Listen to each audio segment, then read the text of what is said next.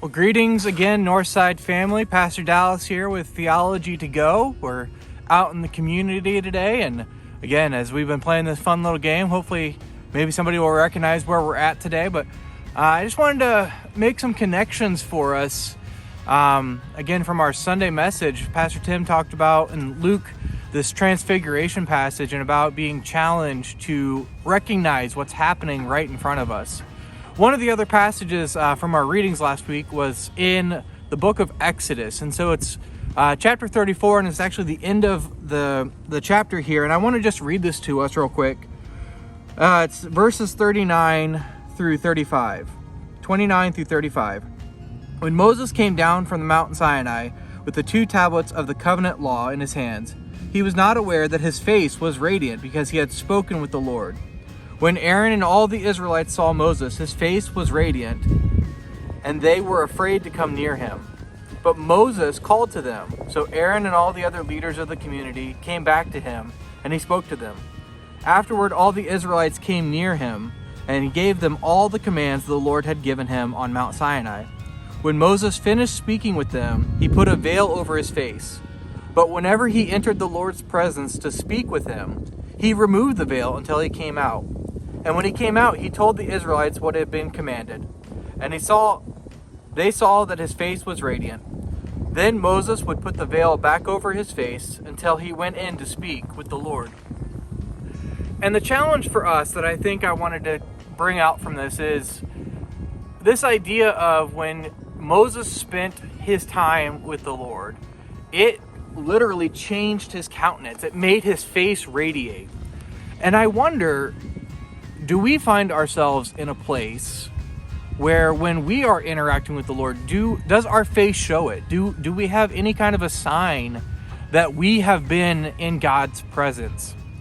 And I wonder too, this idea of this veil is that a lot of times Sunday mornings we really do feel it. We feel like we've connected. We feel like we've made some deepening relationships with Christ.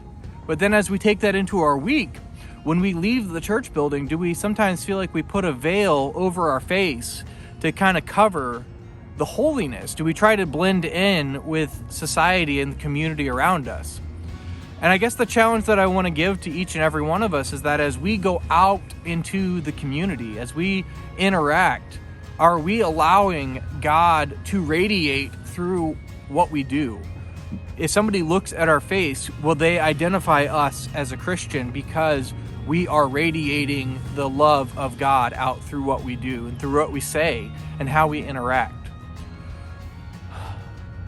So I just want to challenge you then with this week that would you allow God to radiate through you? Would you allow your face to shine and not hide it behind a veil? We put on a lot of different veils, I think, in life. Sometimes they're actually physical veils. I know with COVID stuff, we all were wearing masks. We all put these veils over our faces.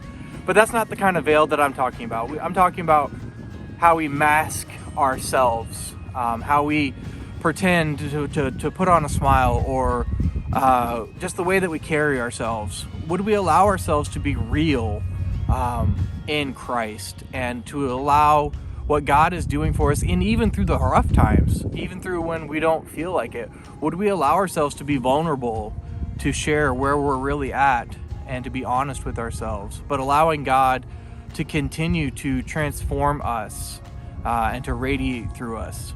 Well, leave some comments in the comments below. Let us know in what ways this is challenging to you, where God is maybe speaking to you about this idea of transformation, transfiguration, allowing the truth to be spoken. And also leave a comment if you think you know where we're at this week.